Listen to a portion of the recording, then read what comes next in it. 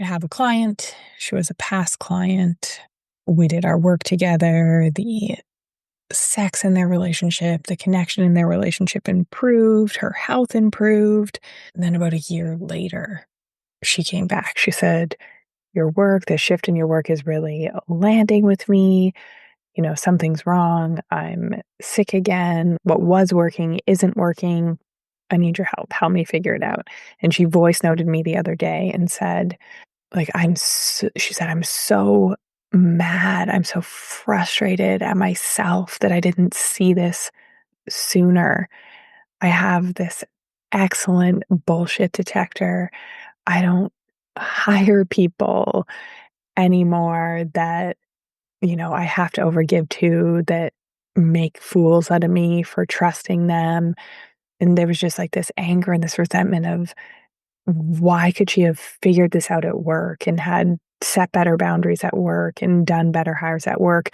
And she didn't see these dynamics at play in her relationship. And the reason is because we're not meant to. We are not meant to see extractive love. And the smartest, most successful women that I know are often in the most imbalanced dynamics. And sometimes it's with two well-intentioned people, but they're in the most imbalanced dynamics that I know of because we superwoman so hard. Welcome to the Pleasure Principles podcast. I'm Dr. Jordan Wiggins, and I help high-achieving women rebuild their lives after extractive love, divorce, betrayal, decades of overgiving and people-pleasing using the pleasure-centered method. Most women try to fix their relationships or fix themselves. My work isn't about fixing or forcing intimacy. It's about rewiring what made you believe depletion was love in the first place. For women like us, high-achieving women with super traits, we've been called codependent. We've been called people pleasers, overfunctioners. We've been told we're too much, our standards are too high, when in reality, we were simply never met. This podcast gives you the language for what you've been living. It's why it's felt so hard. It's why therapy hasn't helped. And I will teach you how to build a life and relationship that is rooted in desire, safety, and power. So if you're a high-functioning woman, exhausted from holding it all together, you are in the right place. Maybe you've chosen to stay, but you are ready to stop suffering and start rebuilding. Maybe you're preparing to leave, and you want to do so with your power intact. Maybe you've already left, but the same patterns keep showing up in new relationships and new situations. This is where we decode your super traits, name the invisible dynamics that have been draining you, and rewire your nervous system. So love, intimacy, and desire become nourishing again. Because you don't need better communication skills. You don't have to work harder at love. You need a pleasure-centered method, a new relationship map back to yourself, your power, and your erotic aliveness. So my superwomen, do you know what your super traits are? If not, hit pause, go to the link in the show notes, and take my free super trait quiz. It only takes a few minutes, and it will completely change how you see every relationship in your life. If you've ever been told you're anxious, avoidant, codependent, I want you to know these are survival mechanisms, sort of like victim blaming us for how we react to the systems that we are in. So I remember the first time I was called codependent and I was pissed.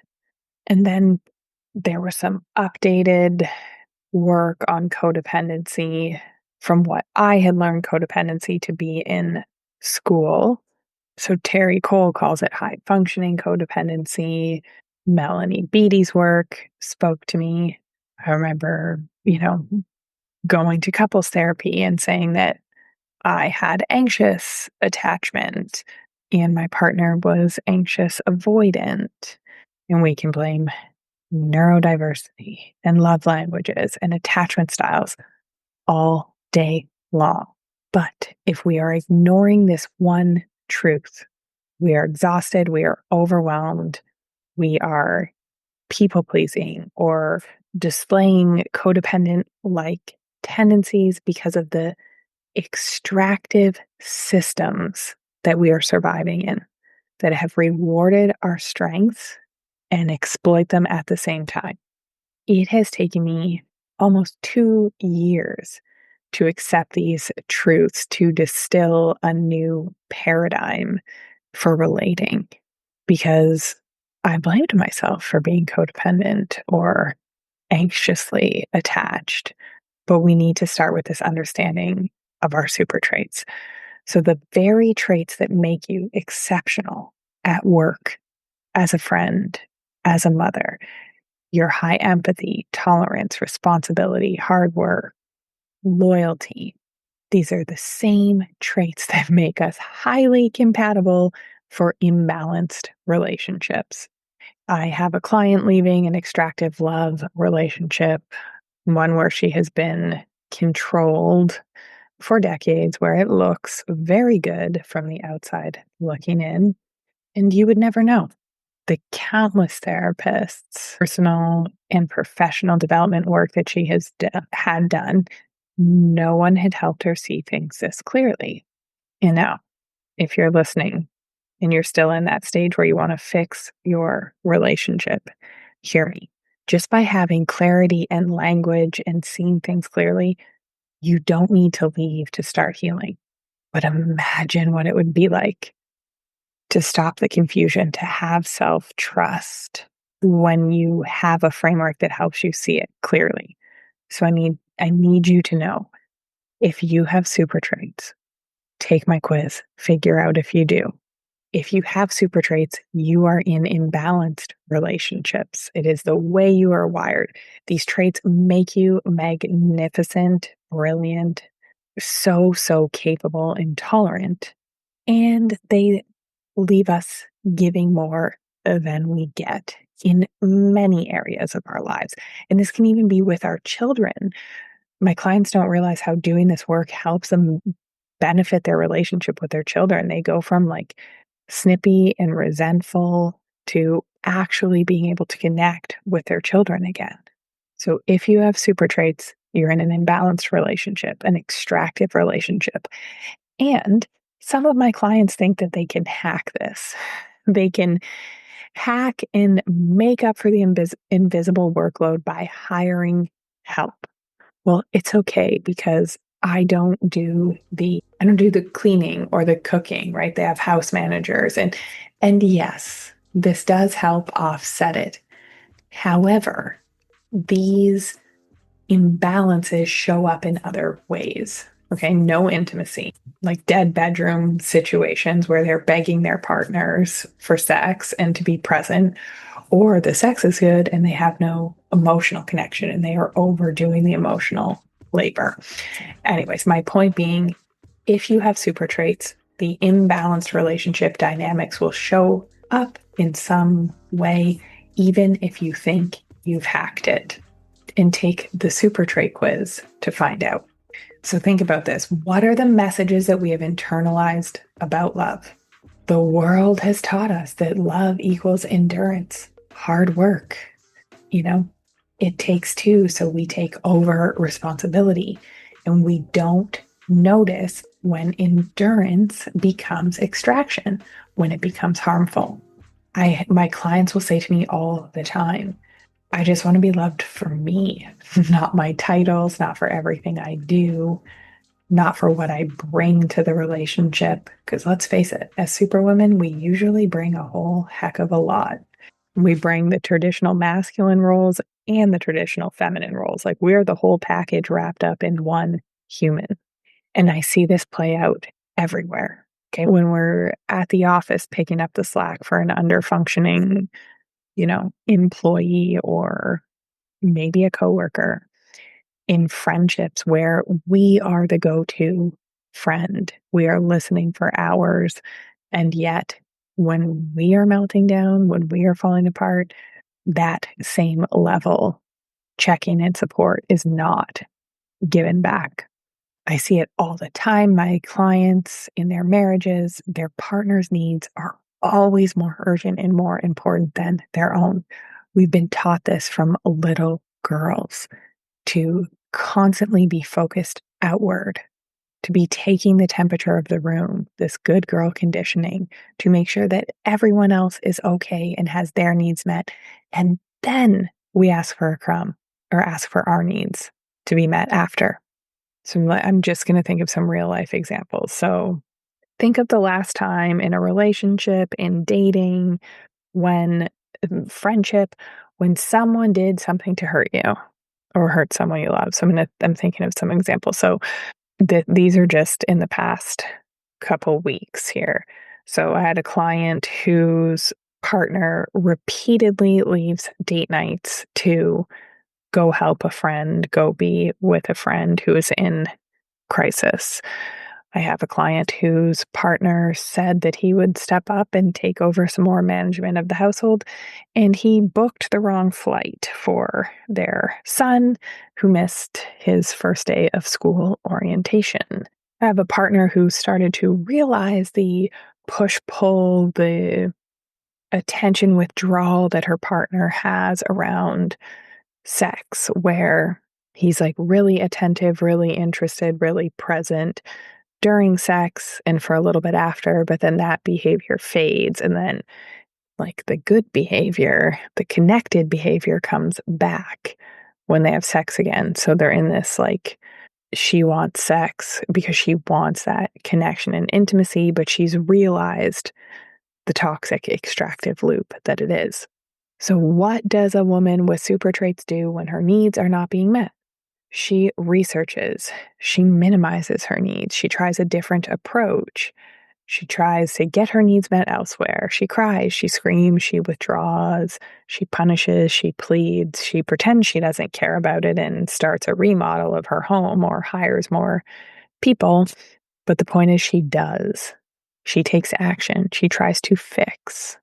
Okay, and then we get called anxiously attached, and then we get called codependent because we can tell when their mood shifts. We can tell when they're disconnected. We can think 10 steps ahead for everyone in our lives. So, in the past, when I was helping clients work through these issues, especially as pertaining to sex and intimacy, I would have considered attachment styles. I would have considered codependency. I would have considered, like, her relationship with pleasure. Okay. But by considering all of those things, it is like asking her to drive a car without gas in the tank. We cannot separate her from her environment. And the invisible games that are at play, the invisible contracts that she has signed by being in a heterosexual partnership. Okay. This isn't an attachment style issue. This isn't a neurodiversity issue. Do you know how many women that I know that have ADHD or undiagnosed ADHD and they still get shit done? Because if they don't, who will? But somehow it's an excuse for men to not show up and not meet our needs. It's not attachment style. It's the extraction economy of love. It is coercive control. It is power dynamics. It is a system where we have internalized that our worth is measured by how comfortable and happy everyone around us feels. I have a lot of clients that they've done this work. They've seen it through this pleasure-centered lens and decided to end their partnerships and start dating again. And they're realizing, like, oh my God, this is hard. My default is to tolerate, to forgive, to be loyal. And they lose themselves, but they're catching it quickly. And I've given them my pleasure-centered method framework. So it becomes easy now. I will get to that. But I need you to understand something. Right now, everyone is talking about it. Elizabeth Gilbert, Alex Cooper of Call Her Daddy. The research shows that marriage improves men's lives, their health, their longevity, their happiness, and women's pleasure, health, happiness, life expectancy actually declines from marriage. Okay, this is not a coincidence. This is called the marriage benefit imbalance. And I was so pissed. I was so pissed 2 years ago when this started, popping up in the research. And I was actually pissed 15 years ago, 20 years ago in my pre-med degree when we knew we had the research that men that were married lived longer and were happier than single men. And I remember sitting in class in the lecture theater and thinking, what about women? What happens to women? We didn't have that answer, but we do now. Women do more unpaid labor, more of the emotional caretaking, more adaptation. And if you think that this is small because we have been taught to minimize our contribution, the International Labor Organization estimates that invisible labor adds $10.8 trillion annually.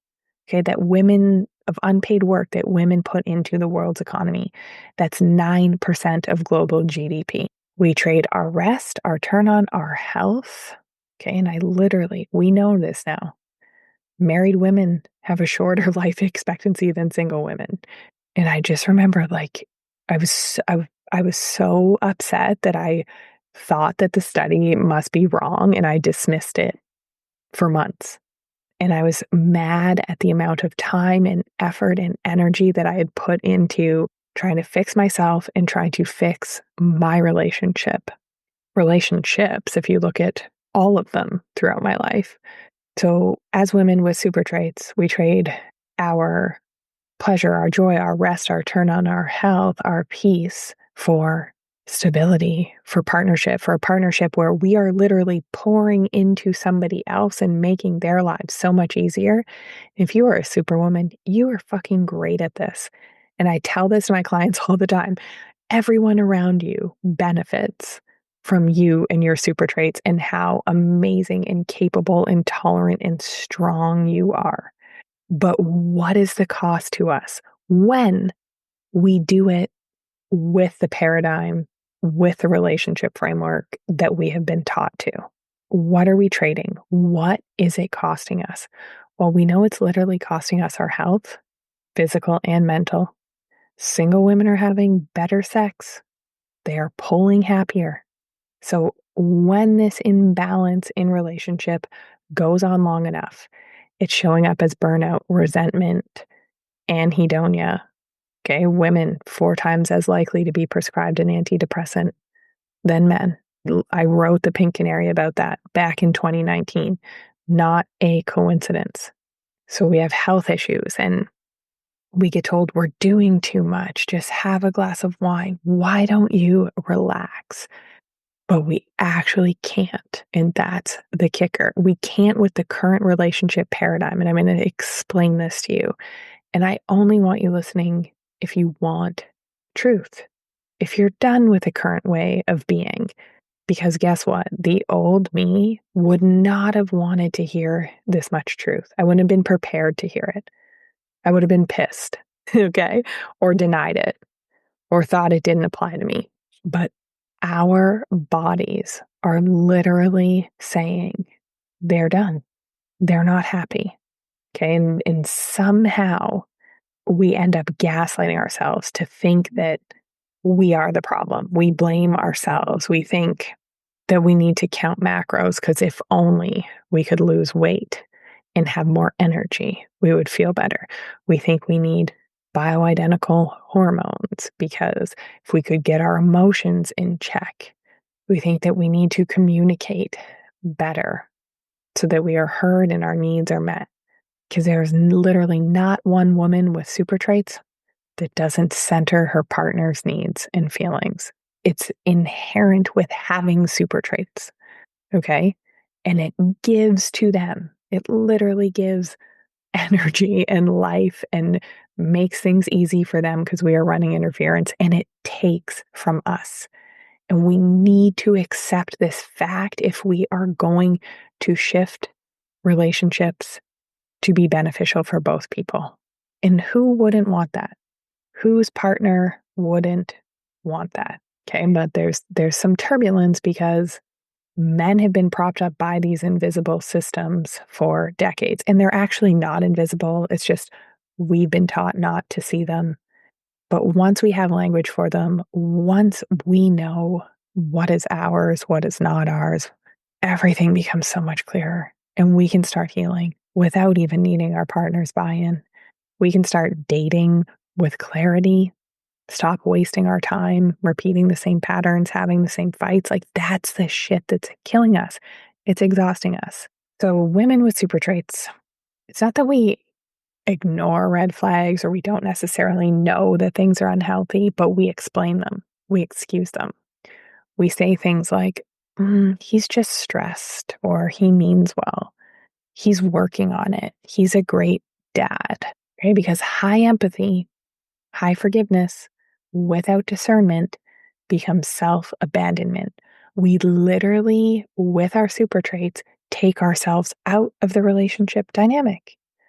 High loyalty without reciprocity becomes a cage. We excuse dysfunction. High responsibility without boundaries becomes servitude. High tolerance without standards becomes self-betrayal. You've been living a version of love that rewards your restraint, your silence, not your radiance. And when we remove ourselves, and sometimes I have male partners of women with super traits, like begging her to put herself back in the equation, and she doesn't know how.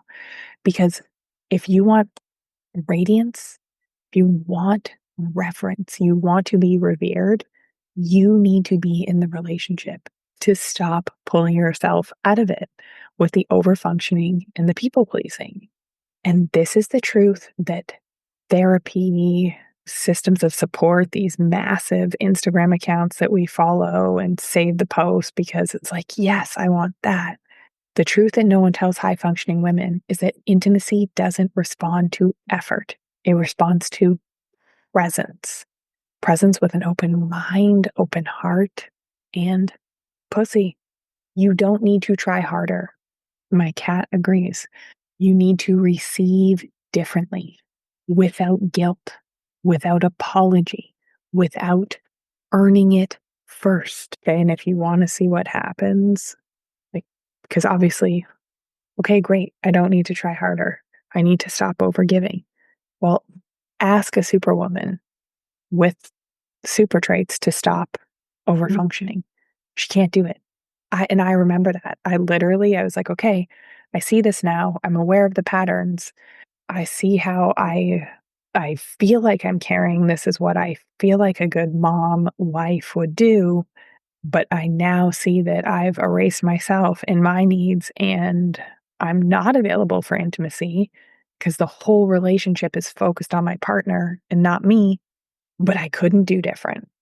I couldn't stop over functioning. I couldn't stop emotionally caretaking. And that's the first pillar of the pleasure-centered method. We have to recalibrate our nervous systems to find safety and pleasure in ourselves. This is our work. This is in spite of whatever situation that we are in. Next week, I want to break down how gratitude, how love languages, how these beliefs, more beliefs we have that keep high achieving women stuck in the same extractive loops and what to do instead. Before we go deeper into that, I want you to get to know your own wiring, your own super traits. So head to the show notes and take the super trait quiz if you haven't done that. In 3 minutes, you will discover which of your amplified strengths, empathy, loyalty, responsibility, tolerance, hard work, has been running the show. And you'll start learning how to reclaim your power from it. Because once you see your super traits clearly, you'll stop blaming yourself for the imbalances, the repeat fights, the lack of intimacy, the exhaustion, the resentment, or the just plain like a roommate, boring partnership when you want to be desired and revered and pursued. Once you have language for this, you're going to start seeing the system that created it. And it is not too late. The pleasure-centered method is a re-education in love we have one spot left. It's the framework that helps you rewire survival into intimacy. It's 8 weeks live group coaching where you will learn to name all of the super traits that you didn't know were sabotaging your relationship. You are going to clearly be able to name the invisible power dynamics and levers that are extracting from you and what to do about it. And you are going to have a map for pleasure-centered relationships. Because how are we supposed to change things if we don't know what our goal is? We have no idea how to do it differently. So this 8-week intensive is to give you the map, whether you've chosen to stay but not suffer, to rebuild your relationship with new rules and no more self-abandonment. Maybe you're preparing to leave. You're done overfunctioning. You're grieving what being in these extractive relationships has cost you, and you want to go with your power intact. Maybe you're single and you want to start dating, but the old patterns keep showing up in new relationships with new faces. And you're craving a relationship where you are finally met with clarity, with ease. So in 2 months, you will be able to have a new model for a relationship with work that works for you, with clarity, with self-trust, with discernment, to stop repeating the same patterns in dating, in relationships. And I don't know when I'm running this program again. So do not miss this chance for clarity. Head to the show notes and claim your spot.